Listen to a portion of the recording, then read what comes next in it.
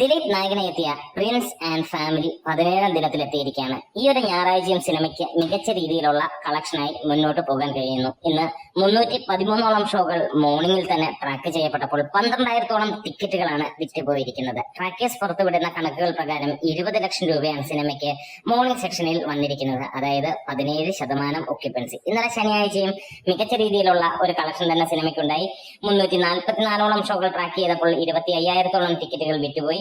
40 ലക്ഷം രൂപയോളം ട്രാക്കേഴ്സ് മുഖാന്തരം വന്നു എന്നുള്ളതാണ് കണക്കുകൾ സൂചിപ്പിക്കുന്നത്. 30% ഒക്യുപ്പൻസി. അതായത് ഇന്നലെയും സിനിമ 50 ലക്ഷം രൂപയ്ക്ക് മുകളിലാണ് കളക്ഷൻ വന്നത്. ഇന്നും സമാനമായ രീതിയിൽ തന്നെയാണ് ഇന്നും കളക്ഷൻ 50 ലക്ഷം കടക്കും എന്നുള്ളതാണ്.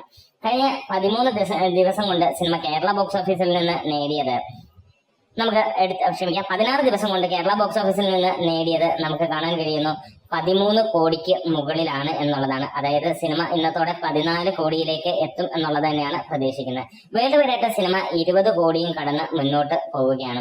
അങ്ങനെ ഈ ഒരു സിനിമ നല്ല മികച്ച രീതിയിൽ തന്നെ പോകുന്നു. 8,000-ന് മുകളിലുള്ള ഷോകൾ ട്രാക്ക് ചെയ്യപ്പെട്ടു.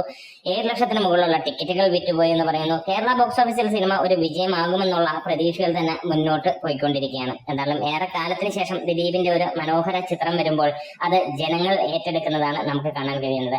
പുതിയ റിലീസുകൾ ഉണ്ടായിട്ട് പോലും സിനിമയ്ക്ക് സ്റ്റഡി കളക്ഷൻ നിലനിർത്താൻ കഴിയുന്നു എന്നുള്ളത് തന്നെയാണ് സന്തോഷകരമായ കാഴ്ച.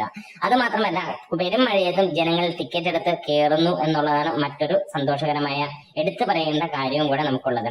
എന്തായാലും ഈ ഒരു സിനിമ വരുന്ന ആഴ്ചയിലും മികച്ച രീതിയിൽ കളക്ട് ചെയ്യപ്പെടും എന്നുള്ളത് തന്നെയാണ് പ്രതീക്ഷിക്കുന്നത്. വലിയ വിജയമാകട്ടെ എന്ന് ആശംസിക്കുന്നു. നമ്മുടെ വീഡിയോസ് ഇഷ്ടമായി സപ്പോർട്ട് ചെയ്യണം.